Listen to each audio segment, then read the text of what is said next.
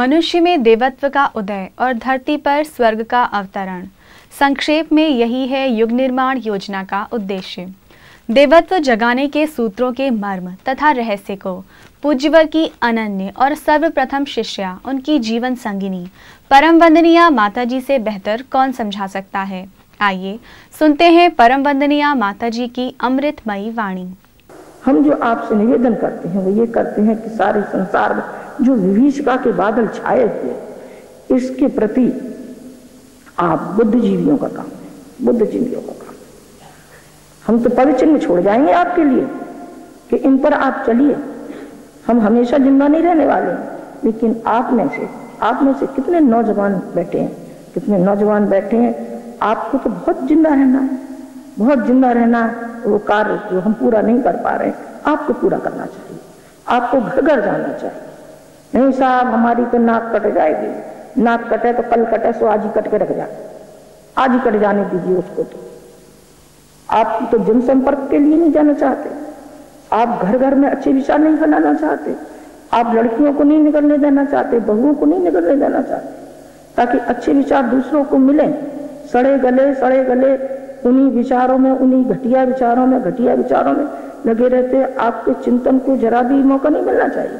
नहीं, आप बढ़िया चिंतन करिए, बढ़िया जिंदगी जिए, उच्च कोटि का चिंतन करिए। गांधी जी के साथ जो रहते थे बेटे, जिन्होंने गांधी जी को समझा अंतरंग से, उन्होंने तो ग्रंथ लिखा, उन्होंने तो लिखा ये गांधी जैसा मैंने देखा। और जो पास में रहता था नाई, उससे पूछा एक मस्करे ने, मैं कहा ये बता भाई गांधी जी क्या करते रहते हैं, तुम तो हजामत बनाते हो ना इनकी, तुम ज्यादा निकट हो, क्योंकि तुमने तो शरीर छुआ है ना, शरीर छुआ है, तुम बताओ, तुमको ज्यादा मालूम, तुम घर में जाते आते हो। मैं कहा मालूम नहीं, क्या पता है क्या करते रहते, कुछ सूद सा काटते रहते, ऐसा मालूम पड़ता है सरकार से कुछ मिलता है, रहता है इनसे, तो जाने क्या करते रहते, मालूम नहीं क्या करते रहते। क्यों? इसलिए उन्होंने उसने केवल शरीर देखा था और उन्होंने उनकी फिलॉसफी को देखा था, गांधी जी की फिलॉसफी को देखा था। आप किसी भी मजहब को आप देखें, चाहे तो कुरान उठा करके देखिए, चाहे बाइबल उठा के देखिए, चाहे गुरु ग्रंथ उठा करके देखिए, उसमें से एक ही आवाज निकलती है, मजहब सब एक है, मानव मात्र सब एक है। करुणा, दया, करुणा, सेवा, केवल करुणा वहीं तक न रह जाए, हाय रे ये क्या हुआ, हाय इसका ऐसा हो गया, हाय करके रह जाएंगे, कुछ की मदद करेंगे। जहाँ कहीं भी हमको पीड़ा और पतन मिलेगा, उस पीड़ा और पतन को मिटाने के लिए हमको भरसक प्रयास करना चाहिए। वो आपके जुम्मे है। आपको आगे आपको क्या करना पड़ेगा, तो दीप यज्ञ के माध्यम से जन संपर्क के लिए घर घर आपको जाना पड़ेगा। छोटे छोटे आयोजनों के रूप में घर घर जन्मदिन मनाइए। जन्मदिन ही मनाना नहीं आता हमसे, तो हम तो केक को काट देते, मोमबत्ती बुझा देते, हो गया जन्मदिन। काय को तो मोमबत्ती जलाई है, काय को जो बुझाई है, ऐसा क्यों किया है तुमने? क्यों तो आपने जलाई है, और फिर अशुभ कार्य क्यों किया है? आपने पाश्चात्य सभ्यता ले ली ना। इसका जन्मदिन के माध्यम से हम वो शिक्षण दे सकते हैं उनके घर और कुटुंब वालों को कि अपनी एक बुराई निकालिए, एक अच्छाई को ग्रहण करिए। आपसे निवेदन कर रहे हैं कि आप जन्मदिन के माध्यम से, आप विवाह आंदोलन के माध्यम से आप यहाँ आ जाइए। 5 व्यक्ति घर के, 5 घराती, 5 बराती, बस एक लड़का एक लड़की, आ जाइए, यहाँ शादी कर ले जाइए। कोई खर्च होगा गाजे बाजे में? कुछ नहीं खर्च होगा, सब आमंत्रित है। इस पवित्र भूमि में आपको आना चाहिए, बार बार आइए, पर आइए कुछ न कुछ अपना लक्ष्य लेकर के आइए, जो हम आपसे कराना चाहते हैं। आप जो उम्मीद लेकर के आए हैं वो तो हमको मालूम है, हम बड़े हैं तो हमको मालूम है। ये मानना चाहिए कि गुरु जी आपके साथ हैं, गायत्री माता आपके साथ हैं, हम आपके साथ हैं। हर क्षण आपके हृदय में हम विराजमान हैं, हर क्षण आपकी सांस में हम हैं बेटे। पर हम समर्पण है, हमारा समर्पण है मिशन के लिए, विश्व के लिए। आपका भी समर्पण होना चाहिए। बेल आपने देखी होगी, बेल जब समतल जमीन पर होती है तो उसका कोई अस्तित्व नहीं होता है, और जब वो पेड़ से लिपटने लगती है तो वो ऊंची चली जाती है, ऊंची चली जाती है, पेड़ के समान हो जाती है, पेड़ के समान पहुंच जाती है। ये कौन सा? ये है समर्पण। आग और ईंधन, जो कि सुबह आप ध्यान में सुनते हैं, जब लकड़ी समर्पित हो जाती है आग के लिए तो उसका स्वरूप लाल हो जाता है। अंगारे पर जब तक परत जमी रहती है तो उसका मूल जो स्वरूप है अंगारे का दिखाई नहीं पड़ता, क्योंकि उसके ऊपर परत पड़ी, और उसकी परत हटा दीजिए सफेद वाली तो लाल अंगारा दहकता हुआ दिखाई पड़ेगा लाल। ये कौन सा? ये है समर्पण, पतंगे का और दीपक का। ये है समर्पण। भगवान के लिए यदि हम समर्पित हैं तो हमें समर्पित जीवन जीना चाहिए। लोक मंगल के लिए, समाज के लिए, राष्ट्र के लिए हमको समर्पण होना चाहिए, समर्पित होना चाहिए। यदि हम समर्पित हैं तो हमारा धन्य हमारा जीवन है, नहीं तो बेटे धिक्कार नहीं होती। धिक्कार नहीं होती है तो मनुष्य योनि हमको मिली और फिर भी बर्बाद करते हुए चले गए। किसके लिए? मुट्ठी भर व्यक्तियों के लिए, जिसमें हमारा बच्चा, बीवी, माँ, बहन, भाई, जो अपना कुटुंब जिसको कहते, बस इसी के लिए जन्म लिया था क्या? इसके लिए तो कीड़े मकोड़े और पशु योनि, इसको पशु योनि कहते हैं। बेटे आप बुरा मत मानना, बुरा आपको लगता हो तो क्षमा करना, लेकिन ये पशु योनि होती है जो केवल खुद गर्ज के लिए जीना चाहते हैं, दूसरों के लिए नहीं। जो पीड़ा पतन कहा रहा है, जो के अंधी आंखें पुकार रही हैं, जो चीत्कार हो रहा है, उसको आप नहीं सुन रहे हैं। उसको यदि आप नहीं सुन रहे हैं तो फिर गुरु जी के प्रति आपका क्या समर्पण है? जहां कहीं भी जाए, जहां कहीं भी जाए, आप सुधार की बात करिए, गिरावट की नहीं, गिराने की नहीं, उठाने की। हर व्यक्ति को उठाइए, हर व्यक्ति को उठाइए, हर मजहब वाले को उठाइए। हमें मजहब से कोई लेना देना नहीं, हमें जातवाद से कुछ लेना देना नहीं। हमारी जो सब एक ही जाति है वो है मानव जाति, और मानव जाति की मानव सेवा नहीं करेगा तो करेगा कौन? आप लोग नहीं करेंगे तो करेगा कौन? आपको करना चाहिए, ये पीड़ा आपको उठाना चाहिए, शपथ आपको लेनी चाहिए, ये संकल्प आपको करना चाहिए। हम ऐसे खिवैया गुरु जी बेटे, जिस इनकी नाव में जो कोई भी बैठा है, जो कोई भी बैठा है, न तो डूबे है न डूबने दिया। आपके रथ को चलाएंगे हम चलाएंगे, हम बनेंगे आपकी जीवन की नाव के खिवैया, और हम आपके जीवन के रथ के दो पहिए हम बनेंगे, हम चलाएंगे आपके रथ को। लेकिन आप जरा अपनी संकीर्णता को तो छोड़ दीजिए। भगवान के पास बैठना बहुत अत्यंत आवश्यक है, क्योंकि जो मल और विक्षेप जो जीवात्मा पर पड़े रहते हैं, इसको धोने के लिए, आत्मशोधन के लिए बहुत जरूरी है। आप गायत्री मंत्र का उपासना जरूर करिए, चाहे किसी भी मजहब के आप मानने वाले हो, कोई भी बैठे हो, इससे कोई मतलब नहीं है। आप जो भी आपका मजहब हो, जो भी आपका धर्म हो, आप कम से कम आधा घंटा तो बैठिए, आधा घंटा नहीं तो 15 मिनट ही बैठिए। आप भगवान से ये तो प्रार्थना कीजिए, हे भगवान हमको कुछ नहीं, हमको आत्मबल चाहिए, आत्मबल दीजिए। आत्मबल हमें मिल गया तो हमको सब कुछ मिलेगा, और आत्मबल नहीं मिला तो जो आवेगा सोई दबोचता चला जाएगा, जो आवेगा सोई जरा किसी ने दिखाया तब नहीं प्राण निकलेगा।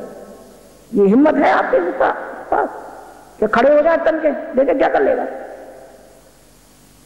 वो रूहानियत मांगी, वो हिम्मत मांगी। भगवान से एक ही चीज मांगी, हिम्मत और साहस। अभी मैंने कहा था कि ब्राह्मण वो होता है जो सारे संसार को देता है, वो ज्ञान देता है, शरीर से जो कुछ भी उससे बनता है वो देता ही रहता है ब्राह्मण। और दूसरा एक और मैं कहना चाहती थी कि आप क्षत्रिय हो करेंगे। क्षत्रिय कौन होता है? अभी तो आप ब्राह्मण बना रही थी, अभी क्षत्रिय बना रही हैं जी। क्या है? अब जाने तीसरे नंबर पर क्या बनाती करेंगे? नहीं बेटे 2 ही बनाऊंगी मैं, और नहीं कुछ बनाऊंगी। ब्राह्मण तो आप सभी हैं, सभी ब्राह्मण हैं, हम सबको ब्राह्मण मानते हैं। ब्राह्मण मैंने कहा ना, एक सिद्धांत, एक भावना है, एक विचारणा जी होता है ब्राह्मण। ब्राह्मण देता है, सारे संसार को देता है। और क्षत्रिय क्या करता है? वो अनाचार अत्याचार के विरुद्ध तनकर खड़ा हो जाता है। देखा जाए जो भी परिस्थितियां हैं, जो भी हमारी विपरीत परिस्थितियां, उसको हम कुचल के फेंक देंगे, रगड़ के फेंक देंगे। देखिए परिस्थितियां क्या होती है हमारे साथ, कोई परिस्थितियां नहीं होती। परिस्थितियों का जो गुलाम हो जाता है वो मर जाता है समय से पहले, और जो परिस्थितियों को कुचल के फेंक देता है वो जिंदा दिल होता है। जिंदा दिल होता है। आप सूरवीरों की तरीके से जिंदगी जिए, जैसे एक क्षत्रिय जीता है, क्षत्रिय संग्राम में आगे आगे चलता है। और जो भगोड़ा होता है, जो तीर दिखा के चलता है, वो भगोड़ा कहलाता है, उसका कोर्ट मार्शल करते हैं। और जो आगे आगे चलता है वो शहीद होता है, मरता है तो क्या शहीद होता है? शहीद होता है। अच्छे कार्य के लिए हमें अपनी जान भी देनी पड़े तब भी हम देंगे, वहां तक हिम्मत रखनी चाहिए। ऐसा कोई मौका नहीं आएगा। आप ये मन समझना कि आपको कोई बहुत बड़ा ऐसा आपको लड़ाई का मैदान सौंपा जा रहा है कि जहां कहीं आप जाएंगे वहीं गोली का निशाना बनते जाएंगे। नहीं, ये नहीं है। आपको कोई भी नहीं कर रहा है। इसमें हिम्मत और साहस की एक ही जरूरत है कि हमको जहां सड़े गले विचार हैं उनको विचारों को परिवर्तन करना, विचारों का शोधन करना, विचारों का शोधन करना है, व्यक्ति का परिष्कार करना है। जो व्यक्ति हमें हाड़ मास का दिखाई तो पड़ता है, लेकिन उसके अंदर जो हम देवत्व का उदय चाहते हैं, हम जो चाहते हैं कि इंसान में देवत्व का उदय, हर इंसान में देवत्व का उदय होना चाहिए। ये आप घर घर जाइए, घर घर जाइए और उस देवत्व को, जो देवत्व सो गया है, जो देवता सो गया है, जो हमारा भगवान सो गया है, जो हमारे जीवात्मा में समाया हुआ भगवान आज सो गया, हम उसे पुनः उठाने के लिए कोशिश करें तो एक न एक दिन हमारा भगवान जाग जाएगा, हमारा पुरुषार्थ जाग जाएगा। और जहाँ हमारा पुरुषार्थ होगा, जहाँ हमारी भावनाएं होंगी, जहाँ हमारी निष्ठा होगी और जहाँ हमारी श्रद्धा होगी, तो बेटे हाँ, तो यानी क्या हम कर सकते हैं? हम क्या नहीं कर सकते? हम चाहते हैं कि हमारी हर एक शाखा में, हर एक शक्तिपीठ में, जहाँ शिक्षा तो है लेकिन रोजी रोटी नहीं है, शिक्षित होकर तो निकलते जा रहे हैं पर नौकरी नहीं है, तो आखिर ये पेट कैसे भरा जाए? पेट भरा जाए और उसके लिए आप यहाँ का देख करके जाइए, स्वावलंबन विद्यालय देख करके जाइए। ये आपको अपने यहाँ करना है। आप यहाँ ट्रेंड हो जाइए, आप यहाँ ट्रेंड होइए, आप ना करिए। आप अपनी महिलाओं को यहाँ भेजिए ताकि वो 1 महीने का प्रशिक्षण ले जाए और संगीत से लेकर के और संभाषण से लेकर और कर्मकांड से लेकर के ऐसी विद्वान हो जाए, बस ये कहें कि पूरी पंडित करके तो ये भेजिए, ये लड़की भेजिए, क्योंकि वो हमारी है ना, हमारी है, तो उसके लिए हम जी जान से कोशिश करेंगे। जी जान से कोशिश करेंगे तो जैसी भी तेरे यहाँ से आएगी उसे बना देंगे। तो नारी जिस समय संकल्प लेकर खड़ी हो जाती है तो बड़े से बड़ा काम कर लेती है, बड़े से बड़ा काम कर लेती है। लक्ष्मीबाई कौन थी? नारी थी ना, स्वतंत्रता के लिए कितना काम किया। अरे नारी तो जाने क्या कर सकती है? उधर ऐसे संत पैदा कर सकती है, ऋषि पैदा कर सकती है, अपने कुटुंब और परिवार को स्वर्ग बना सकती है और इन सब की अकल ठिकाने लगा सकती है। जितने जो बैठे हैं या आपके पति के रूप में बैठे हैं, उन सब की अकल ठिकाने लगा सकती है। कौन? पत्नी। पत्नी बड़ी जबरदस्त होती है। पत्नी को क्या समझ रखा है? वो जब तक दबती रहती है तब तक दबती रहती है, उसका स्वभाव है, त्याग है, दबना ही चाहिए। चलिए, ये तो मैं नहीं कहती, विद्रोह की भावना तो नहीं फैलाती, लेकिन एक बात मैं जरूर कहती हूँ कि त्याग में और प्रेम में इतनी शक्ति है कि व्यक्ति से कुछ बना देती है। स्वामी श्रद्धानंद को बनाने वाली कौन थी? उनकी पत्नी। उन्होंने अपने जीवन चरित्र में लिखा है, मेरी गुरु मेरी पत्नी है। यदि मेरी पत्नी नहीं ऐसी होती तो आज मैं इस स्थिति में नहीं आया। महिलाएं बहुत काम कर सकती हैं। आपसे हमें बहुत उम्मीद है, क्योंकि आप बहुत भावनाशील हैं। हम प्रत्येक के हृदय को देखते हैं, प्रत्येक की आंखों को देखते हैं। हम देखते हैं कि प्रत्येक के अंदर बहुत भावना है, बहुत कर गुजरने की भावना है। बेटी, अपनी भावनाओं से अपने घर गृहस्थी को बनाइए, अपनी घर गृहस्थी को बनाइए, कुटुंब को बनाइए, बच्चों को बनाइए, संस्कार कीजिए बच्चों में। संस्कार संस्कार जिस संस्कार विहीन है, पति वो भी बेसंस्कार का है।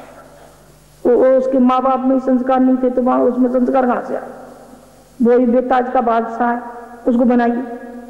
उसको बनाना आपका काम है, बच्चों को बनाना आपका काम है। जीजाबाई ने शिवाजी को बनाया था कि नहीं बनाया था? बनाया था। गुरु का वरदान मिला, हाँ गुरु का वरदान भी मिला था, पर मां ने बनाया था, शिवाजी को मां ने बनाया था। तो अनेकों ने, नारियों ने कितना काम किया। आप बहुत कुछ काम कर सकती हैं। आपसे हमें बहुत बहुत आपसे आशा है, आप लोगों से भी आशा है कि आप लोग जो यहाँ से विचार लेकर के जा रहे हैं, ये किनके विचार हैं? बेटे गुरु जी के विचार हैं। ये सिद्धांत किनके? गुरु जी के हैं। वाणी अपनी अलग अलग है, हमने अलग तरीके से कह दिया, कार्यकर्ता हमारे अलग तरीके से कहते, अलग अलग भाषा, अलग अलग शैली। भाषा तो एक ही है, हिंदी भाषा, लेकिन शैली अलग अलग। शैली से क्या है, लेकिन हमारे सिद्धांत भावनाएं तो एक ही है। हमने कहा तो गुरुजी ने कहा, और गुरुजी ने कहा तो हमने कहा। बात एक ही है। किसी भी क्षेत्र में हमारी प्रगति का आधार कार्य के प्रति हमारा समर्पण होता है। ये हमें अभीष्ट लक्ष्य के प्रति तन्मय होने से मिलता है। इस तन्मयता को प्रखर प्रगाढ़ बनाने के लिए हमारे ऋषि मुनियों ने विभिन्न साधना पद्धतियां विकसित की हैं। इन्हीं में से एक साधना पद्धति है ध्यान। ध्यान के विषय में और अधिक जानकारी प्राप्त करते हैं ध्यान पर आधारित इस विशेष उद्बोधन में। पुरातन ग्रंथों में जितने भी हमारे बच्चे यहाँ बैठे हैं सब जानते हैं कि हम लोग पूजा वूजा करते हैं ना। पुरातन ग्रंथों में मानसिक पूजा का बड़ा महत्व दिया गया है। बैठे हुए हैं सुखासन में, अब हम चंदनम समर्पयामी, तो भावनात्मक चंदन समर्पित करते थे, चंदन की भावना करते थे, चंदन की सुगंधी की भावना करते थे और चंदन समर्पित किया। फिर आजकल क्या हो गया है, आजकल हम लोग बाहर का करते हैं, अंदर का नहीं करते। बाहर का पूजन तो ढेर सारे लोग करते हैं पर मन में नहीं उतर, जीवन में नहीं उतर पाता। पुराने जमाने में भावगत पूजन कराया जाता था। ऋषियों के पास कहाँ इतना सारा सामान था। नैवेद्यम समर्पयामी, सर्वभावे अक्षतान समर्पयामी। नहीं सामान हो तो कोई बात नहीं, भावनाओं का पूजन, भावनाओं का पूजन, शिव की पूजा, गायत्री की मानसिक पूजा, इनको बड़ा महत्व दिया गया है पुरातन ग्रंथों में। मन यदि जल्दी एकाग्र हो जाए, अगर आपको लगने लगे कि मन क्यों नहीं एकाग्र हो रहा है, मन यदि जल्दी एकाग्र हो जाए तो जल्दी थक जाएगा। इसलिए क्या करते हैं, क्रमिक प्रोसेस से पहले वाणी मन अंतःकरण को हमने पवित्र किया, फिर उसके बाद हमने अपनी शिखा के स्थान को भावना की कि यहाँ हमारे विचार स्थापित हो रहे हैं। हाथ भले ही मत लगाओ, भावना करो। भावनात्मक दृष्टि से तुम क्या षटकर्म कर सकते हो, भावनात्मक दृष्टि से तुम सर्वदेव नमस्कार कर सकते हो, सर्वदेव पूजन कर सकते हो, करके देखो, आनंद आ जाएगा। और जो भी तुम्हारा ध्येय है, जैसे गायत्री माता, कमंडल से ध्यान चालू करो, कमंडल से वैराग्य की भावना का ध्यान करो। पुस्तक हाथ में है, उससे ज्ञान की भावना का ध्यान करो। उनके चेहरे का तेज है, उनके चेहरे का सौंदर्य है, सौंदर्य भाव का ध्यान करें। रस लेते लेते मन एकाग्र होने लगेगा, रस लेते लेते मन एकाग्र हो जाएगा और धीरे धीरे स्थापित हो जाएगा। यदि टेस्ट नहीं आया तो मन नहीं लगेगा, यदि टेस्ट नहीं आया, रस नहीं आया तो मन नहीं लगेगा। जब खाने में टेस्ट नहीं आता तो मन लगता है खाने में, एक तरफ रख देते हैं। रस लेते लेते मन एकाग्र होने लगेगा, रस लेते लेते मन एकाग्र हो जाएगा और धीरे धीरे स्थापित हो जाएगा। यदि टेस्ट नहीं आया तो मन नहीं लगेगा, यदि टेस्ट नहीं आया, रस नहीं आया तो मन नहीं लगेगा। जब खाने में टेस्ट नहीं आता तो मन लगता है खाने में, एक तरफ रख देते हैं। नमक मिर्च खाने की जिसकी आदत हो, उसको नमक मिर्च बिना खाना वाला भोजन दे दो तो क्या करेंगे, अलग रख दें एक तरफ। नहीं, अच्छा मन नहीं है आज खाने का, क्यों मन क्यों नहीं खाने का, खा लो ना बिना उसका, नहीं कुछ अच्छा नहीं लग रहा। और उसमें बढ़िया सा स्वाद हो, अगर तो चटनी बढ़िया हो तो बढ़िया मन लगने लगता है। यदि मन को टेस्ट आने लगेगा तो मन लगने लगेगा। मन को टेस्ट कब आएगा, जब आप उनके साथ विषय वस्तु के साथ जोड़ जोड़ के कमंडल से अंदर घुसिए, किताब से अंदर घुसिए, हंस के माध्यम से अंदर घुसिए, गायत्री माता के सौंदर्य के माध्यम से अंदर घुसिए, गायत्री माता के वाहनों के माध्यम से अंदर घुसिए। 24 गायत्री माता है, 24 गायत्री माता के अलग अलग वाहन हैं, अलग अलग उनके हाथ में आयुध है। उनके अलग अलग बीज मंत्र हैं, किसी के भी माध्यम से, जिसके माध्यम से रास्ता मिले उसके माध्यम से गायत्री माता में अंदर प्रवेश कर जाइए। चेतन मन को एकाग्र करने का प्रयास कीजिए। जब मन नहीं लगेगा तो फिर क्या होगा, कभी प्यास लगेगी, कभी बाथरूम जाने का मन करेगा, बाथरूम हो आते हैं, अभी भी तो गए थे, ये फिर से चले हुए, फिर से हो आते हैं। कभी लगेगा चींटी चल रही है यहाँ पर, कभी चल रहा है, कभी लगे यहाँ चींटी चल रही है, कभी लगे यहाँ चींटी चल रही है, कभी किसी को पीछे की तरफ चींटी चलने लगती है तो क्या समझते कुंडलिनी जाग रही है। ध्यान में अनुभूतियों को तरजीह नहीं देना चाहिए। ध्यान में अनुभूतियों को, अनुभूतियां सब गड़बड़ करती हैं। जब अनुभूतियों में हम खो जाते हैं तो विषय वस्तु से हट जाते हैं। अपने मन को विरेचन के दौरान ध्यान के जो ध्येय आपने बनाया उसके साथ एकाग्र करिए। अब क्या प्रोसेस है ध्यान की, पहले चेतन मन, फिर पराचेतना, फिर परम चेतना, ये प्रोसेस है। स्टेज 1 चेतन मन सेरिब्रम, स्टेज 2 पराचेतना सेरिबेलम, स्टेज 3 परम चेतना मेडुला ऑब्लंगेटा पॉन्स, धीरे धीरे हल्कापन आता चला जाएगा। यही त्रिपदा गायत्री है। सेरिब्रम, सेरिबेलम, मेडुला ऑब्लंगेटा को जगा देना, चेतन मन, पराचेतना, परम चेतना को जगा लेना, ये त्रिपदा गायत्री। गायत्री के 3 चरण मान लीजिए। श्रद्धा, प्रज्ञा, निष्ठा, यही केंद्र है। श्रद्धा, परम चेतना, प्रज्ञा, पराचेतना और निष्ठा, परम चेतना। ये चेतना, पराचेतना, परम चेतना, इसी को मान लीजिए निष्ठा, प्रज्ञा, श्रद्धा, एलिवेटेड लेवल। यही महाकाली, महालक्ष्मी, महासरस्वती है। इसी का वर्णन सौंदर्य लहरी में आया है। इसी का वर्णन विभिन्न प्रकार से दुर्गा सप्तशती में आया है। महाकाली कुसंस्कारों का विनाश करने वाली, महाकाली, महालक्ष्मी, महासरस्वती। प्रथम क्रम में जब ये दुर्गा सप्तशती का पाठ किया जाता है तो फिर सेरिब्रम से नहीं जाते हैं, सेरिबेलम से सेरिब्रम में प्रवेश करते हैं। उत्कीलन जब करते हैं तो प्रथम क्रम में महाकाली, मध्यम क्रम में महालक्ष्मी, उत्तर क्रम में महासरस्वती, इसको इस रूप में उपासना करते हैं। जबकि महाकाली जो है वो सेरिबेलम से जुड़ी है, महालक्ष्मी सेरिब्रम से जुड़ी है, महासरस्वती मेडुला से जुड़ी है। तो उत्कीलन में क्या करते हैं, गायत्री जप का उत्कीलन किया था ना, क्योंकि ऑलरेडी उत्कीलित है गुरुदेव जैसी महासत्ता के द्वारा, इसलिए गायत्री मंत्र का पाठ करने के लिए हमें जरूरत नहीं पड़ती। पर दुर्गा सप्तशती का पाठ करके यदि हमको सिद्ध करना है तो पहले मध्यम चरित्र में जाते हैं हम लोग, उसके बाद महालक्ष्मी का पाठ करते हैं, फिर महाकाली का पाठ करते हैं, फिर महासरस्वती का पाठ करते हैं। जन्म जन्मांतरों के जो संस्कार हैं उनको महाकाली का पाठ समाप्त कर देता है, उनके कुछ संस्कारों का उच्छेदन कर देता है, निष्कासन कर देता है महाकाली का। और जो महालक्ष्मी का पाठ है वो समृद्धि और शक्ति देता है। इसके बाद महासरस्वती का पाठ जो है ब्राह्मी चेतना से एकाकार कर देता है। इसको बताया गया महाविद्या क्रम, महाविद्या क्रम बताया गया है दुर्गा सप्तशती में, मध्यम, प्रथम, उत्तर। चाहे गायत्री मंत्र से चालू करें चाहे दुर्गा सप्तशती से पाठ चालू करें, कोई जरूरत नहीं है कि दुर्गा सप्तशती सभी करें, गायत्री मंत्र से चालू कर सकते हैं या ओंकार के जप से चालू कर सकते हैं। ध्यान यदि हमारा सही है तो हर व्यक्ति को चाहे कितना ही एलिवेटेड हो विरेचन से गुजरना पड़ेगा। जब हम विरेचन के साथ साथ लय करने की कोशिश करते हैं, आराध्य के साथ, इष्ट के साथ, ध्येय के साथ, तो लय में अवरोध बाहर निकलते हैं। और जहां हम एकाग्र करने की कोशिश करते हैं वहां श्रम करना पड़ता है, तो फिर वो अवरोध रुक जाता है, अवरोध बाहर नहीं निकल पाते। विरेचन में बेमतलब की चीजें बहुत ज्यादा दिखाई पड़ती हैं, इसलिए उन पर ध्यान नहीं देना चाहिए। विरेचन में बेमतलब की चीजें, कभी शंख दिखा, कभी हिमालय दिखा, और कभी कुछ सांप दिखा, कभी कुछ और दिख रहा है, राक्षस दिख रहे हैं, कोई बात नहीं, चिंता करने की जरूरत नहीं। उन पे ध्यान दे दिया इसका मतलब है कि आपकी यात्रा बीच में टूट गई। उन पे ज़्यादा ध्यान न दें, गणित की जरूरत नहीं, वहां पर बेमतलब की चीजें होती हैं। जब हमको दैवी भाव अनुभव होने लगे, दर्शन भावों के रूप में होने लगे और उभर करके अंतरिक्ष में विलीन होते दिखाई पड़ने लगे, इसका मतलब यह कि अब हमको सही दृष्टि से ध्यान करना आ रहा है। जब मन अंतः में विलीन होने लगता है, देह क्रमिक रूप से अपना अस्तित्व भूलने लगती है। जब मन हमारा अंतः में विलीन होने लगता है तो देह, हमारा शरीर क्रमिक रूप से अपना अस्तित्व भूलने लगता है।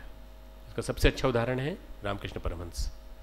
आपने सुना होगा कि वो जब भाव में चले जाते थे, एक रस हो जाते थे, तो उस भाव में उनको कपड़े कब छूट गए उनको पता भी नहीं चलता था। उनके शिष्य लोग संभालते थे उनको, एकदम डांस करने लगते थे या खड़े होकर नृत्य करने लगते थे या भाव समाधि में खड़े हो जाते थे। अस्तित्व भूल जाते हैं और देह के, इसी देह की तारीफ होती तो हम कभी कुछ खुश हो जाते हैं, कभी हम नाराज हो जाते हैं, तुमने शरीर का ध्यान नहीं रखते हो, ये नहीं करते हो, किसी ने कुछ कह दिया या तुम्हारे गाल पे निशान क्यों पड़े हुए हैं, तो हम उसी के बारे में बार बार शीशे में आके उसी को देखेंगे, गाल को देखेंगे बार बार। क्यों? हम उसके बारे में सचेत हो गए। चेतन मन जो है वहाँ सक्रिय हो जाता है। जब मन और तन अलग हो जाते हैं तो मन की अंतर यात्रा चालू होती है। जहाँ मन और तन अलग हो जाते हैं वहाँ मन की अंतर यात्रा चालू होती है, वहाँ सूक्ष्म शरीर सक्रिय होने लगता है हमारा। ध्यान सिद्ध महापुरुष, उदाहरण के लिए विवेकानंद, काठिया बाबा, श्री अरविंद, रमन महर्षि, परम पूज्य गुरुदेव। विवेकानंद ने निराकार की उपासना की, सर्व खिलविदम ब्रह्म, ब्रह्म में लीन हूं मैं। अल्मोड़ा के पास एक स्थान है कसार देवी, वहाँ वो 3 दिन तक एक गुफा में बंद रहे और उन्होंने उस दिन 3 दिन के दौरान न उन्हें बाहर आने की जरूरत पड़ी न कुछ। क्यों? उनका मन बिल्कुल निराकार के साथ एकाकार हो गया था। जब निराकार के साथ एकाकार हो जाए, ये बहुत उच्च स्तरीय ध्यान है, राजयोग के सिद्ध थे। श्री अरविंद का ध्यान सावित्री का ध्यान था, रमन महर्षि का ध्यान था मैं कौन हूँ, बस इसी में मौन हो गए थे, मैं कौन हूँ। इसी को उन्होंने ध्येय बना लिया, इस प्रश्न को उन्होंने ध्यान का विषय वस्तु बना लिया। जैसे ही हम चेतन से अचेतन की ओर या पराचेतना की ओर, परम चेतना की ओर जाने लगते हैं, गहराइयों में जाने लगते हैं, हमारे अलौकिक सामर्थ्य, यौगिक विभूतियां जागने लगती हैं।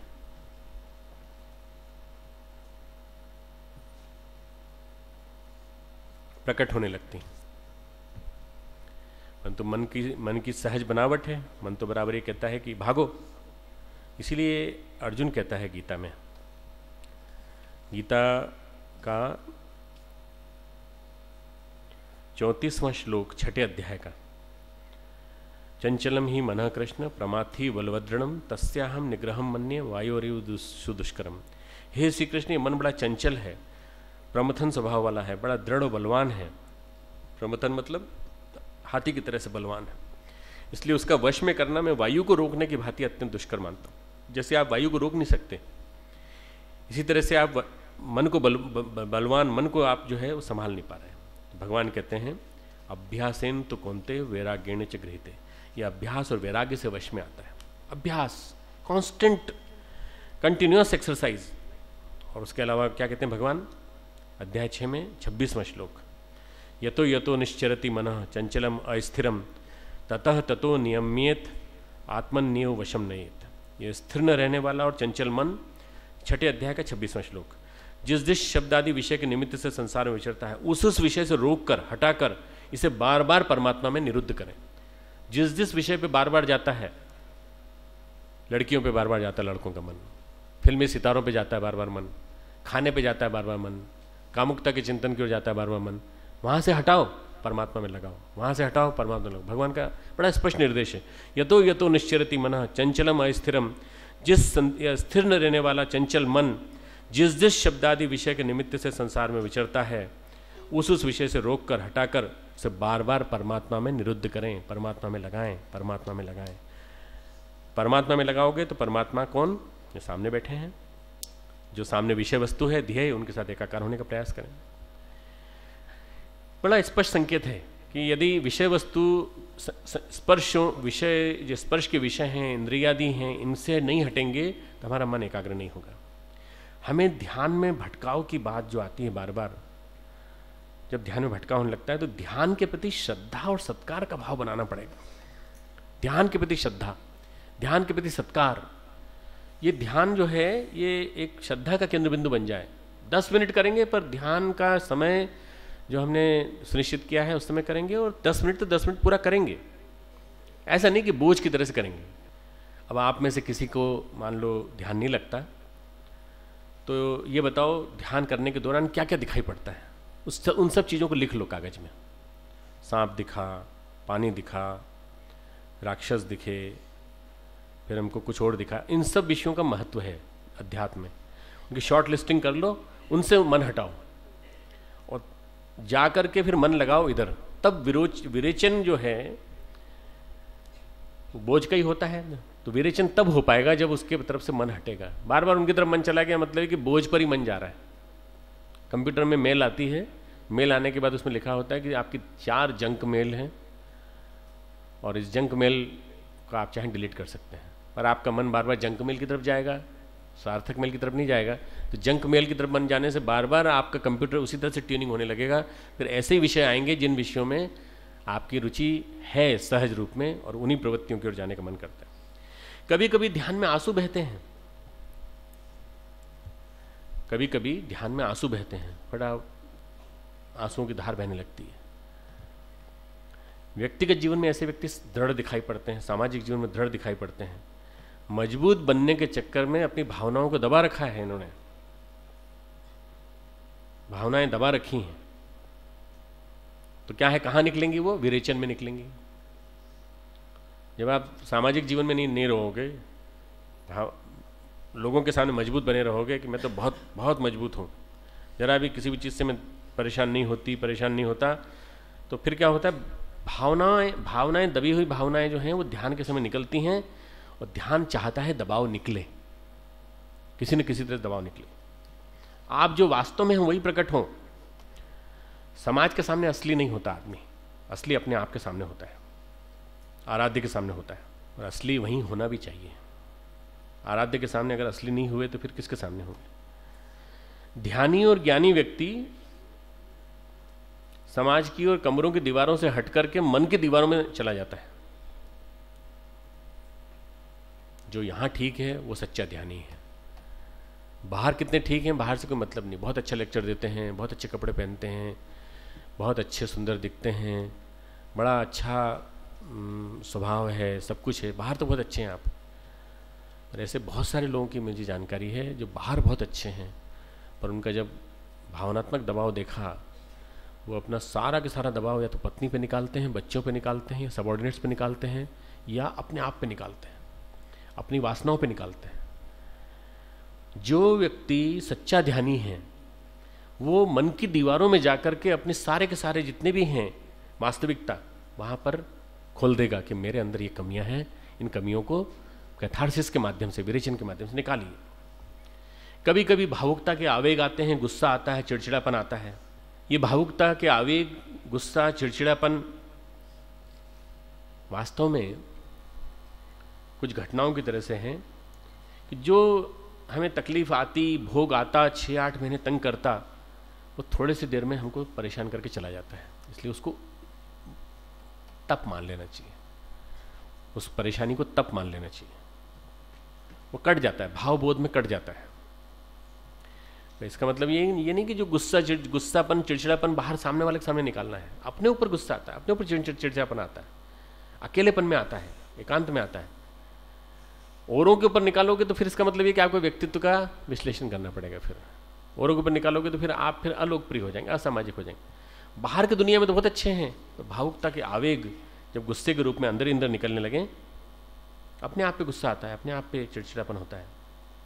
6-8 माह तक तंग करता कोई रोग, हमको भोग, वो थोड़ी देर में निकल रहा है, इसलिए इसको निकाल देना चाहिए। हम बच जाते हैं संकटों से। विरेचन के कारण ही ध्यान एक चिकित्सा पद्धति है, कैथारसिस के कारण ही ध्यान एक थेरेपी है। अगर ये विरेचन न होता ध्यान के साथ जुड़ा हुआ तो ध्यान चिकित्सा पद्धति नहीं बन जाती, एक शुगल बनता। आओ ध्यान करें, बस आओ, जैसे योग करते ना, योग को योगा बोल के आओ योगा करें, योगा को शुगल बना दिया। योग वास्तव में सही अर्थों में ध्यान की पराकाष्ठा तक पहुंचने का और समाधि की पराकाष्ठा तक पहुंचने का नाम है। हमारे व्यक्तित्व की सारी परेशानियों की प्रतिक्रिया, जितनी भी व्यक्तित्व की परेशानियां हैं, जितनी भी हमारे व्यक्तित्व से जुड़े हुए, हमारी जन्मांतरों से और बचपन से लेकर अभी तक की, हमारी बहनों के साथ जुड़े हुए, भाइयों के साथ जुड़े हुए, माता पिता के साथ जुड़े हुए जो भी हमारे संकट रहे हैं, वही मनोरोग के कारण है, मूलतः मनोरोग के कारण है। ध्यान में हम इन मनोरोगों के कारणों से रूबरू होकर इनसे मुक्ति पाते हैं। ध्यान में हम इन मनोरोगों के कारणों से जो एकत्र हो गए हैं, जन्म जन्मांतरों से एकत्र हैं, मौका ही नहीं मिला कभी। मौका अब जाके मिला तो इसको मान लें कि हम बड़े सौभाग्यशाली हैं कि ध्यान को करने का मौका मिला, ध्यान समझने का मौका मिला। जन्म जन्मांतरों के कष्टों से मुक्ति पानी है। ध्यान एक प्रकार का कायाकल्प है, एक प्रकार का कायाकल्प है। जैसे पंचकर्म होता है उस तरह का कायाकल्प है। जब ध्यान होता है तो हमें बाहर की दुनिया का ख्याल नहीं रहता। मैंने कहा ना, देह और मन, तन और मन दोनों जब परे टूटने लगे, अलग होने लगे, समझ लो कि ध्यान अंतर जगत में प्रवेश कर रहा है। स्वामी विवेकानंद साधना कर रहे थे और स्वामी विवेकानंद के साथ गिरीश बाबू जो उनके परम मित्र थे वो भी ध्यान कर रहे थे। ध्यान करते करते गिरीश बाबू ने देखा कि मेरा तो ध्यान लग नहीं रहा है। गंगा का किनारा, सितंबर अक्टूबर का मौसम, उमस, मच्छर पूरे के पूरे जो हैं वो काट रहे हैं। तो कभी वो यहाँ मारें, कभी वो यहाँ मारें, कभी इधर से यूँ करें। पूरे के पूरे 3-3.5 घंटे तक विवेकानंद बैठे रहे थे। गिरीश बाबू ये सोच के बैठे रहे कि जब जितनी देर नरेंद्र बैठा रहेगा उतनी देर मैं ही बैठा रहूँगा। उम्र में उनसे बड़े भी थे, थिएटर कंपनी के मालिक थे।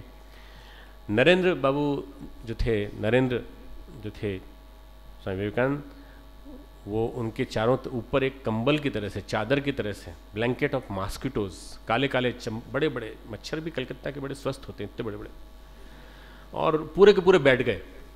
पर उनको जरा भी, उन्होंने अपनी काया को जैसे अलग कर लिया उससे, और वो प्रेम से वो अपना काम करते रहे और ये अपना काम करते रहे, ध्यान करने का काम। 3 घंटे बाद जब ध्यान उनका समाप्त हुआ तो उन्होंने हटे तो सारे मच्छर उड़ गए। तो उन्होंने कहा गिरीश बाबू ने कि हम इतनी देर तक तो मच्छर मारते रहे और तुम ध्यान करते रहे, तुम्हारा मन कैसे लग गया? बोले मच्छर अपना काम करते रहे, मैं अपना काम करता रहा। मैंने अपने शरीर को, देह को मन से अलग कर लिया था। मेरा मन अपने साथ था और देह अलग थी। क्या हम लोग ऐसा कर सकते हैं? योग भगाए रोग का व्यावहारिक स्वरूप उसकी क्रियाओं में समाहित है। ऋषि प्रणीत योग में आत्मिक विकास के साथ स्वास्थ्य संवर्धन की अनेकों संभावनाएं हैं, जिसे योग की लोकप्रियता से जाना जा सकता है। इसी विषय पर आधारित श्रृंखला योग और स्वास्थ्य में आज हम दिखा रहे हैं योग से रोग का उपचार। धमनियों के विरुद्ध रक्त का बढ़ा हुआ दबाव उच्च रक्तचाप के नाम से जाना जाता है। यह समस्या आज बहुत ही सामान्य हो गई है। बढ़ा हुआ रक्तचाप कई खतरनाक रोगों का कारण हो सकता है। इसकी मुख्य वजह लंबे समय का तनाव ही है। मुख्य रूप से यह तनाव तब बढ़ जाता है जब हमारी रक्त वाहिनियां सख्त हो जाती हैं। आनुवांशिकता, उम्र वृद्धि, धूम्रपान, तैलीय एवं चर्बीयुक्त भोजन का अधिक प्रयोग तथा अकर्मण्य जीवन शैली इस रोग की अन्य वजहें हैं। सख्त हो गई धमनियों को सामान्य कर, रक्त में से चर्बी को कम कर तथा तनाव से मुक्ति दिलाकर यौगिक प्रक्रियाएं इस बीमारी से मुक्ति दिलाती हैं। आइए देखते हैं उन यौगिक प्रक्रियाओं को। उच्च रक्तचाप हेतु सबसे पहला आसन है संधि संचालन। आसन के लिए शांत, साफ और हवादार स्थान में आसन लगाइए। बेहतर हो एक कंबल या कालीन बिछाकर बैठें। संधि संचालन के अभ्यास में सबसे पहला आसन है पादंगुली नमन। इसके लिए दोनों पैरों को सामने की ओर फैलाकर बैठें। हाथ को पीछे सहारा देने के लिए रखें। पैर की अंगुलियों को मोड़ना और खोलना शुरू करें। श्वास छोड़ते हुए अंगुलियों को सामने की तरफ मोड़ें। श्वास लेते हुए अपनी तरफ। केवल अंगुलियां मुड़ेंगी, पंजा स्थिर रहे। 5 बार अभ्यास करने के बाद थोड़ी देर का विश्राम करें और अभ्यास के प्रभाव को जानने का प्रयास करें। अगला अभ्यास है गुल्फ नमन। इसमें दोनों पंजों को आगे पीछे करना होता है। अंगुलियां स्थिर रहें, केवल टखनों में गति करनी है। श्वास लेते हुए पंजा आगे मोड़ें और श्वास छोड़ते हुए पंजे को पीछे मोड़ें। कहाँ की नसें खिंच रही हैं, कहाँ पर हल्की पीड़ा उत्पन्न की जा रही है, पूरी चेतना और सजगता टखने के आसपास रखें। 5 बार इस अभ्यास को करने के पश्चात थोड़ी देर विश्राम करें।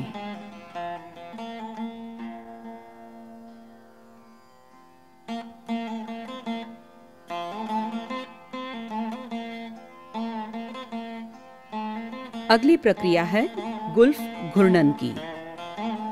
एक पैर को मोड़कर दूसरे पैर की जांघ के ऊपर रखिए। एक हाथ से पैर के पंजे को पकड़िए और दूसरा हाथ टखने पर। हाथ की सहायता से पंजे को गोल गोल घुमाइए। एक श्वास में एक चक्र, 5 बार क्लॉकवाइज, 5 बार एंटी क्लॉकवाइज।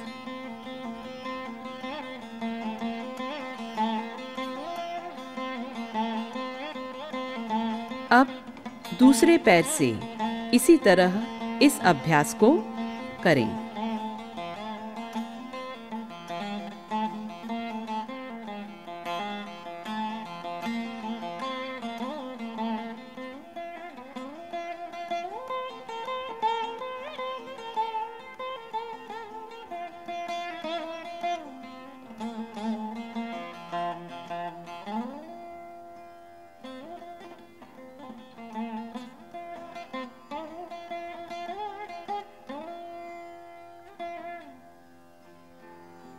अगला अभ्यास है जानु नमन।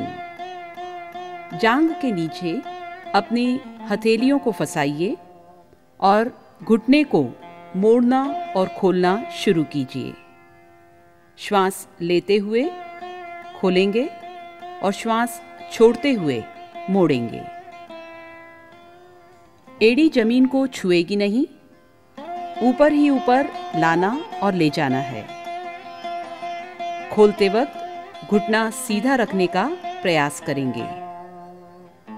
पूरी सजगता, पूरी चेतना घुटने के आसपास। 5 बार दाहिने पैर से, फिर 5 बार बाएं पैर से। श्वास लेते हुए पैर खोलना है और श्वास छोड़ते हुए मोड़ना है।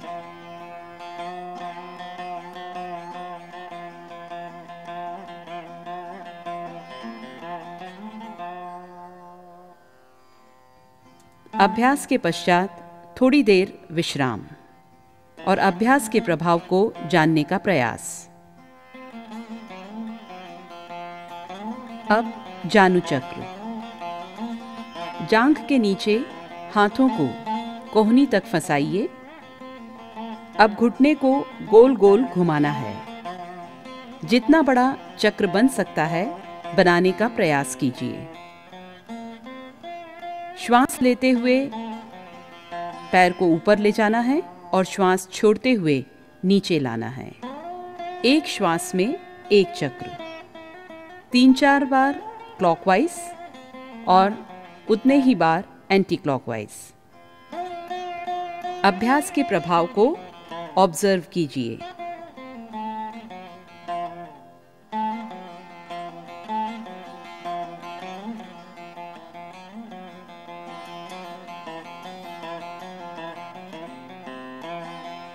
अब दूसरे पैर से इसी तरह इस अभ्यास को करें।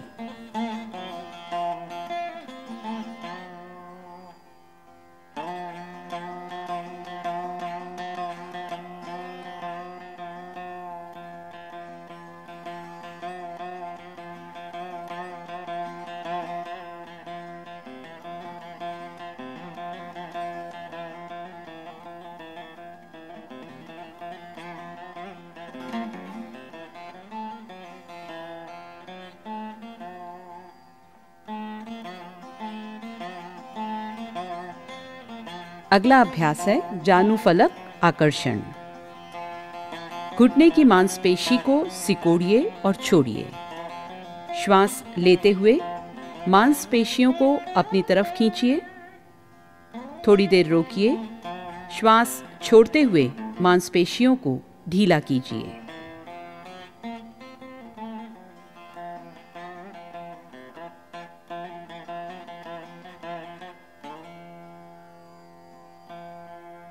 5-5 बार अपने श्वास और समय के मुताबिक, फिर थोड़ी देर का विश्राम।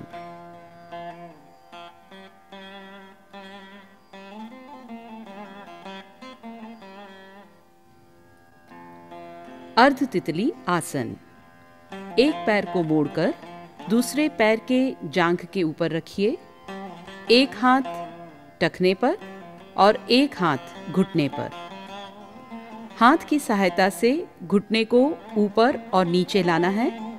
श्वास लेते हुए जमीन की तरफ और श्वास छोड़ते हुए अपनी तरफ। बहुत धीरे धीरे 5-5 बार दोनों पैर से बारी बारी से करना है।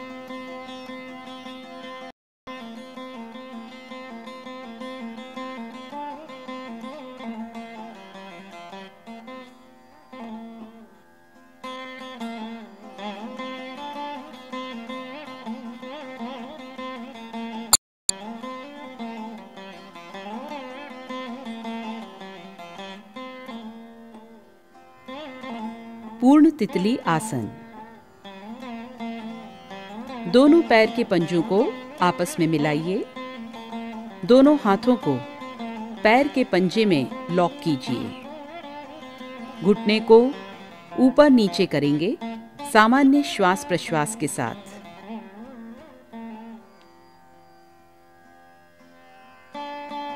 रीढ़ की हड्डी सीधी, सीना खुला हुआ। तेजी से ऊपर नीचे पैरों को कीजिए, फिर थोड़ी देर का विश्राम।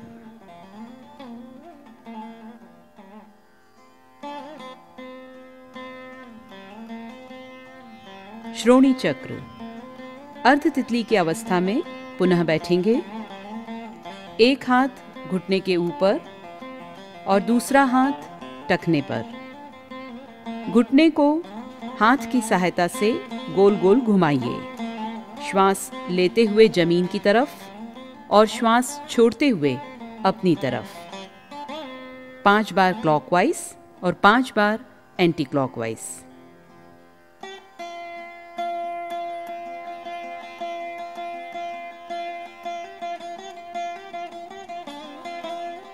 फिर इसी तरह दूसरे पैर से भी अभ्यास करना है।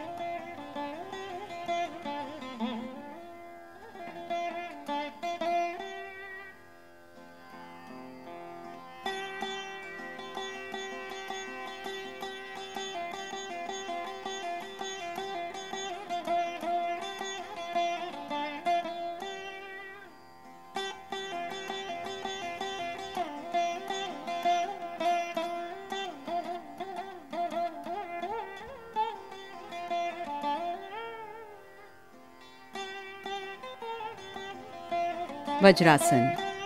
अगले अभ्यास के लिए वज्रासन में बैठेंगे। यदि वज्रासन ज्यादा देर तक संभव न हो सके तो किसी भी आरामदायक आसन में बैठ सकते हैं। रीढ़ की हड्डी सीधी रखें।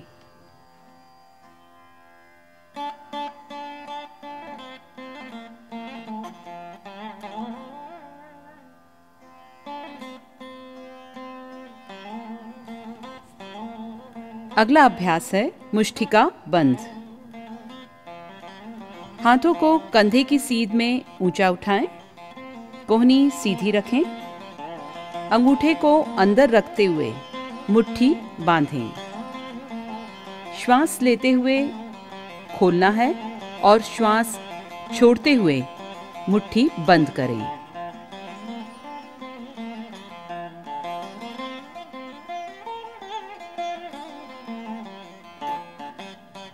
पांच बार दोनों हाथों से करने के पश्चात अगला अभ्यास मणिबंध नमन करेंगे। मणिबंध नमन के लिए दोनों हाथों को कंधे की सीध में सामने की ओर फैला लेंगे।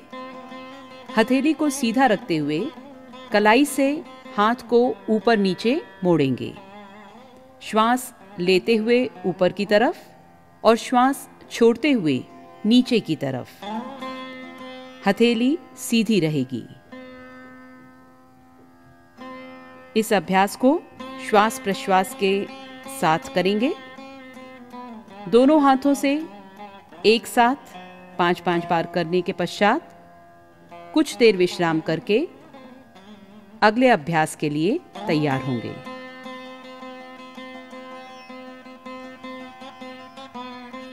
अगला अभ्यास है मणिबंध चक्र। मणिबंध चक्र के लिए भी दोनों हाथ सामने की ओर फैले हुए, कंधे की सीध में, दोनों हाथों की मुट्ठी बंधी हुई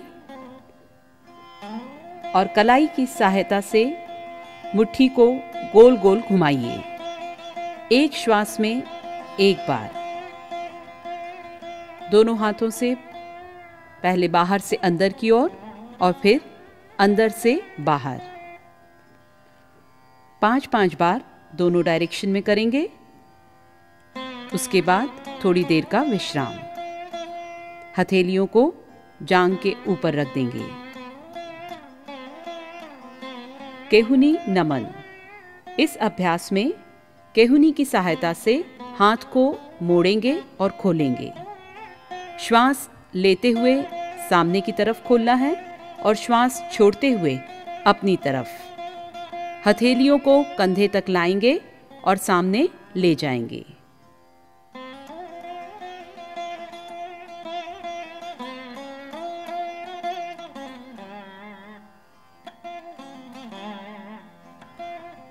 फिर दोनों हाथों को बगल की तरफ लाएं और ले जाएं। सारी सजगता, सारी सक्रियता केहुनी के आसपास। 5-5 बार दोनों अभ्यास करके थोड़ी देर का विश्राम।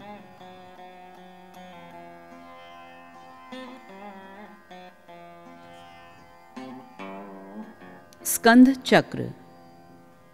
हथेलियों को कंधे पर रखिए।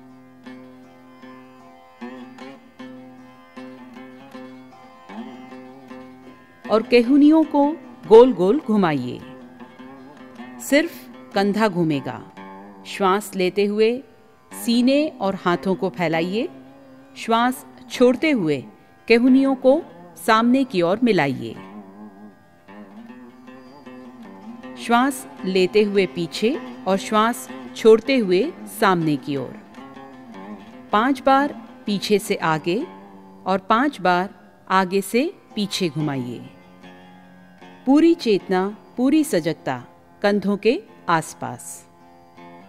अभ्यास के पश्चात थोड़ी देर विश्राम कीजिए। ग्रीवा संचलन।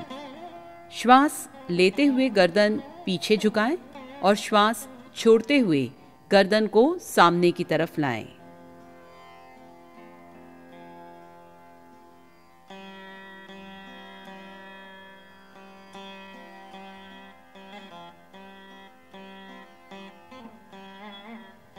अगले क्रम में गर्दन सीधी रखें, श्वास लें। श्वास छोड़ते हुए बाईं तरफ गर्दन को झुकाएं। श्वास लेते हुए गर्दन सीधी करें। फिर श्वास छोड़ते हुए गर्दन को दाहिनी तरफ झुकाएं। श्वास लेते हुए गर्दन सीधी। 5 बार बाईं तरफ, 5 बार दाहिनी तरफ। ये क्रम पूरा होने के पश्चात पुनः गर्दन सीधी करके विश्राम में बैठ जाएं। ग्रीवा संचलन के अगले क्रम में गर्दन सीधी, रीढ़ की हड्डी सीधी। श्वास ले लें। श्वास छोड़ते हुए गर्दन को आगे झुकाएं और फिर दाहिनी ओर से घुमाते हुए, पीछे ले जाते हुए, बाईं ओर से घुमाते हुए पुनः आगे की ओर पूरा गोल चक्र। श्वास लेते हुए गर्दन को पीछे की ओर ले जाना है। श्वास छोड़ते हुए गर्दन सामने की ओर लाना है। 5 बार एंटी क्लॉकवाइज और 5 बार क्लॉकवाइज। इसके बाद गर्दन सीधी रख के आराम से।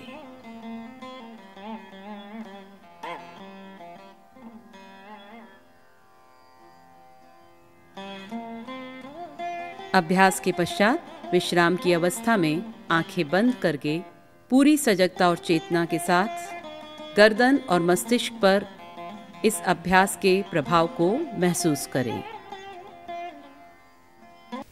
गीता ज्ञान की वो धारा है जो युगों युगों से मानवता का मार्गदर्शन करती आई है। वर्तमान समय की समस्याओं का समाधान श्रीमद् भागवत गीता में किस प्रकार मिल सकता है, इसकी व्याख्या सुनते हैं श्रद्धेय डॉक्टर प्रणव पंड्या जी की ओजस्वी वाणी के माध्यम से।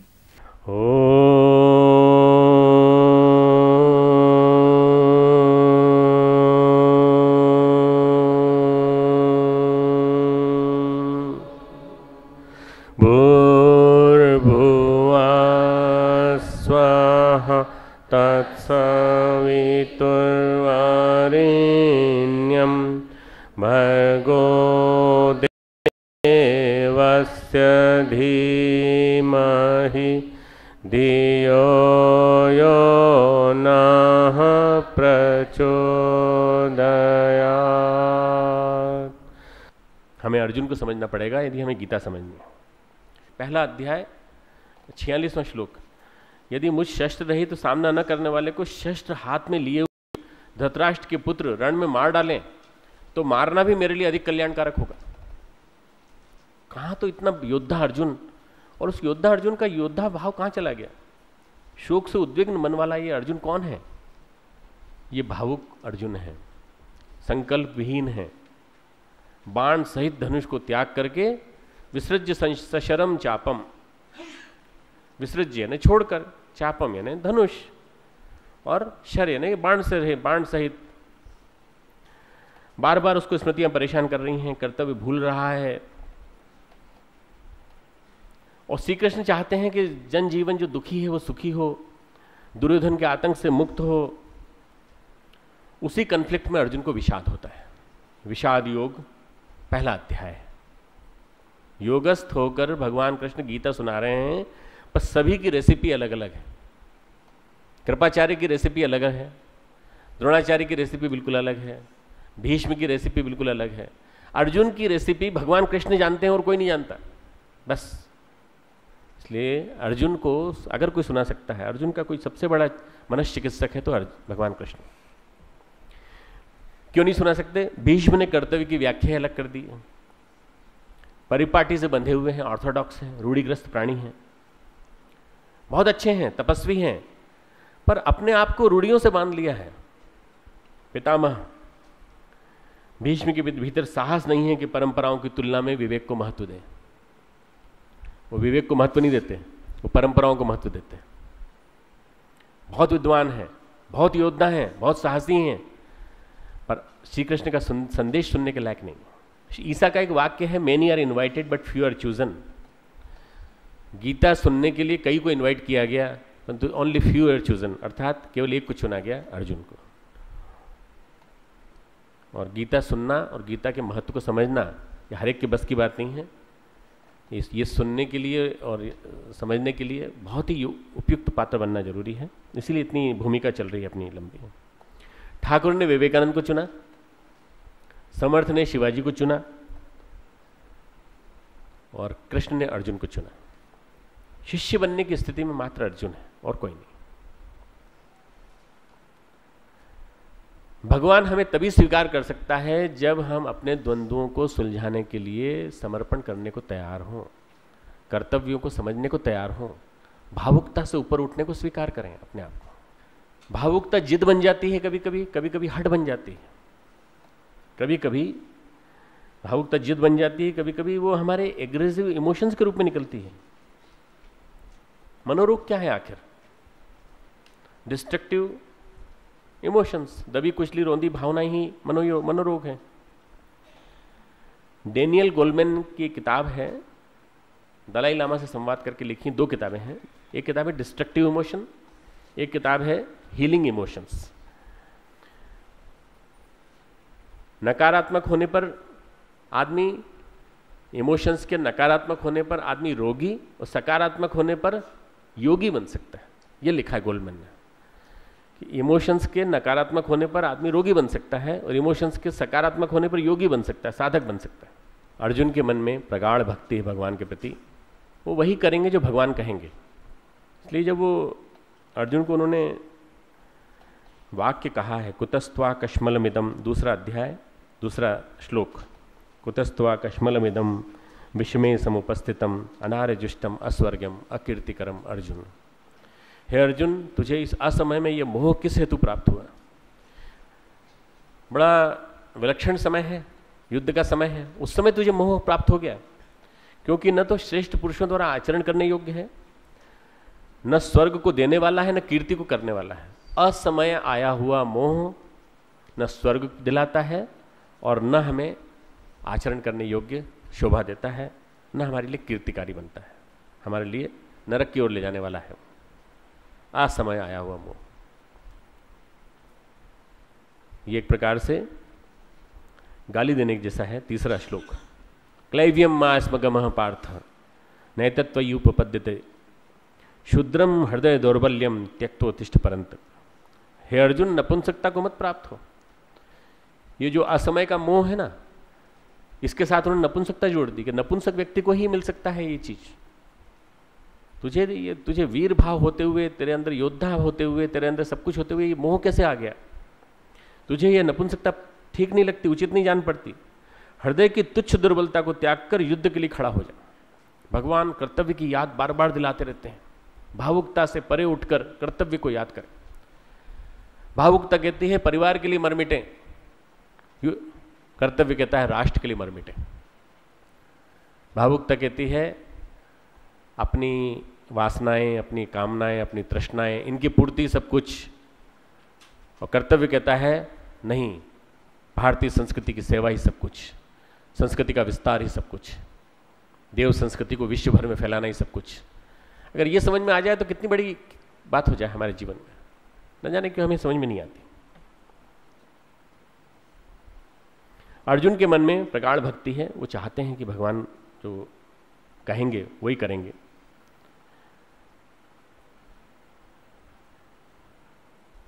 फैसला भगवान के ऊपर छोड़ देता है वो कहता है कार्पण्य दोषो अपहत, 7वां श्लोक, कार्पण्य दोषो अपहत स्वभाव प्रच्छामि त्वाम धर्म सम्मूढ़ चेता यच्छ्रेय श्यान निश्चितम ब्रूहि तन्मे शिष्यस्ते हम शादी माम त्वाम प्रपन्नम। कायरता रूपी, वो स्वीकार कर रहा है कि कायरता की वजह से मेरे अंदर ये स्वभाव ऐसा आ गया है। और धर्म के विषय में, धर्म यानी ड्यूटी, धर्म यानी कर्तव्य, कर्तव्य के विषय में मोहित चित्त हुआ। मैं आपसे पूछता हूं कि जो निश्चित कल्याणकारक हो वह मेरे लिए कहिए। क्यों? क्योंकि मैं आपका शिष्य हूं, इसलिए आपके शरण हुए मुझको शिक्षा दीजिए। शिष्यस्ते हम शादी माम त्वाम प्रपन्नम। जिस दिन ये बात हृदय से गुरु के प्रति निकलने लगे उस दिन सच्चा शिष्य जाग जाता है, दीक्षा से नहीं जागता। दीक्षा के बाद असली जागरण तब होता है जब हमारे अंदर से निकलता है मैं आपका शिष्य हूं और आपके पास एक शरणागति भाव से आया हूं कि आप जो कहेंगे वैसा करूंगा। घर छोड़ दे, घर छोड़ दिया, ये छोड़ दे, अहंकार छोड़ दे, छोड़ दिया, डिग्री छोड़ दे, डिग्री का अहंकार छोड़ दिया, अब बार बार मैं कहना छोड़ दे, वो छोड़ दिया। जब तक हम गुरु की बात नहीं समझेंगे, गुरु की बात को फॉलो नहीं करेंगे और बार बार कहेंगे मैं आपका शिष्य हूं, तो क्यों मानेंगे वो आपको अपना शिष्य? इसलिए गुरु से प्यार करते हो, गुरु को समर्पित हो, तो गुरु की बात मानो ना। गुरु समझदार है।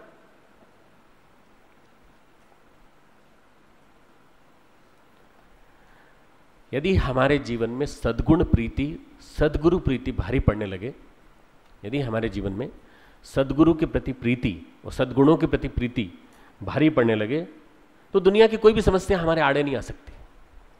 सद्गुण प्रीति, सद्गुरु प्रीति, हमें सद्गुरु ही प्यारे हैं, हमें सद्गुण ही प्यारे हैं, तो फिर संसार की कोई भी समस्या, दुनिया की कोई समस्या आड़े नहीं आ सकती।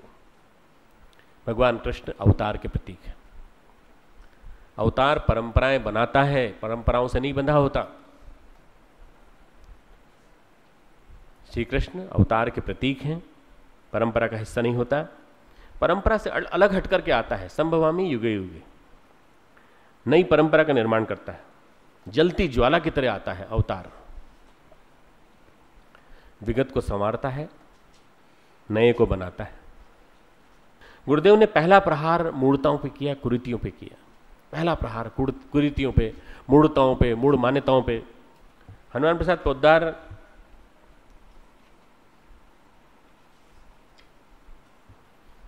के पास एक सज्जन एक बार गए और उन्होंने कहा कि साहब गायत्री संबंधी कुछ शंकाएं हैं, आचार्य श्रीराम शर्मा सबको गायत्री देते हैं। तो वो कहने लगे कि मेरी व्यक्तिगत मान्यता कुछ और हो सकती है, परंतु गायत्री संबंधी सबसे बड़ा विद्वान इस समय विश्व में कोई है कर है तो वो पंडित श्रीराम शर्मा आचार्य हैं। वो जो कहेंगे जो करेंगे वो सही होगा, क्योंकि वो अवतारी चेतना के रूप है, हनुमान प्रसाद पोद्दार जैसा व्यक्ति। और जब व्यक्तिगत रूप से मिलते हनुमान प्रसाद पोद्दार तो कहते हैं आचार्य जी आप गायत्री पर एकमात्र विद्वान व्यक्ति हैं, इसलिए मैं आपसे कुछ नहीं कह सकता, परंतु जो आप कह रहे हैं कि ब्राह्मण के अलावा सब कोई कर सकते हैं और स्त्रियां भी कर सकती हैं, ये शास्त्र के विरुद्ध है। तो गुरुदेव ने कहा हाँ विरुद्ध है, मैं मानता हूँ विरुद्ध है, पर मैं परंपराएं बदलने आया हूँ, मैं तो बदलने आया हूँ, मैं तो नारी को भी दूंगा पुरुष को दूंगा, जिसको रोकना रोक ले। भगवान श्री राम के समय में बहुपत्नी प्रथा थी, आपको मालूम है? भगवान श्री राम जब द्वापर त्रेता युग में जब आए बहुपत्नी प्रथा थी, एक एक कई पत्नियां थी। भगवान श्री राम ने केवल मर्यादा पुरुषोत्तम का अपना जो स्वरूप दिखाने के लिए केवल एक पत्नी का जीवन में स्वीकार किया और उसको भी आखिरी तक जीवन में उतारा, अग्नि परीक्षा से गुजारा। पर मर्यादा की पराकाष्ठा, अवतार होता ही इसीलिए, सारी की सारी उस जमाने की मान्यताओं को वो नहीं मानता। गुरुदेव कहते हैं हम कहते चले जा रहे हैं, जब गुरुदेव कह रहे थे कि लोगों ने जमाने से कहना चालू कर दिया था कि बाबा जी लोग शादी नहीं कर सकते, बाबा जी लोग शादी नहीं कर सकते, हमने शादी की और हम सब बाबा जी को शादी कराएंगे और सदगृहस्थ बनाएंगे और सदगृहस्थों की परंपरा स्थापित करेंगे ताकि कोई विकृति समाज में ना आने पाए। बुद्ध के जमाने में विकृति आ गई थी, संन्यास धर्म विकृत हो गया बाद में, हम नहीं होने देंगे, हमें सन्यासी नहीं बनाना है, हमें सदगृहस्थ बनाना है। तो अवतार युग धर्म बताने आता है, गीता अवतार की वाणी है, अवतार की वाणी है, समसामयिक विचार है, प्रथा परंपराओं को मारने के लिए कही गई है, विश्व को नया युग बोध देने के लिए कही गई है, विश्व को एक नया युग बोध, एक नया दर्शन, एक नई चीज। साधना की 3 सीढ़ियां गीता के माध्यम से पता चलती हैं हमको। साधना की 3 सीढ़ियां, पहली है साधक, ABCD, साधक है ना ABCD, माला करना आता है, आंख बंद करना आता है, कब आंख बंद करना है ये भी आता है उसको, लोग बाग आसपास चल रहे हैं तो भी आंख बंद कर लेता है, कब आंख खोलना है तब भी उसको मालूम होता है। साधक, साधक का मतलब ये नहीं कि साधना की पराकाष्ठा पहुंचा व्यक्ति, साधक शुरुआत की उसने। दूसरा है साधु, जिसने चलना सीख लिया है पर मंजिल तक नहीं पहुंचा है, साधु जिसने चलना सीख लिया है साधना के पथ पर और मंजिल तक नहीं पहुंचा। तीसरा है संत, जिसने चलना सीख लिया और मंजिल तक पहुंच गया है, संत। संत सबसे बड़े इसीलिए कहे गए हैं।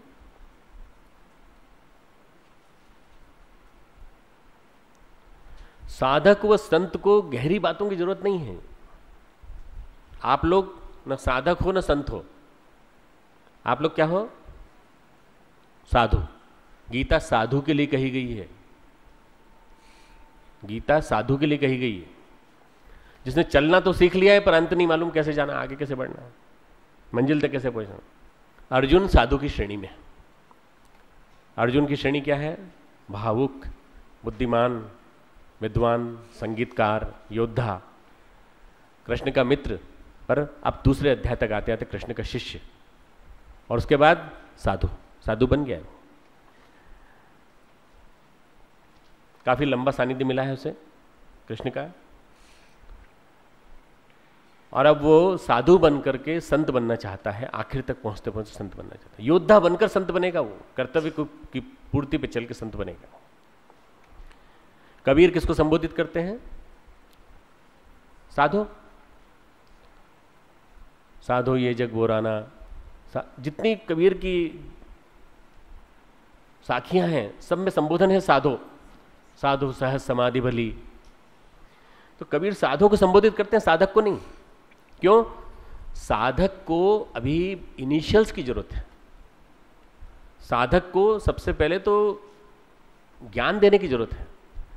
साधक को यह बताएंगे कि अध्यात्म का पहला पार्ट क्या होता है, वासना तृष्णा अहंता से मुक्ति कैसे पाई जाए, साधक को पहला पाठ समझाना बहुत जरूरी है।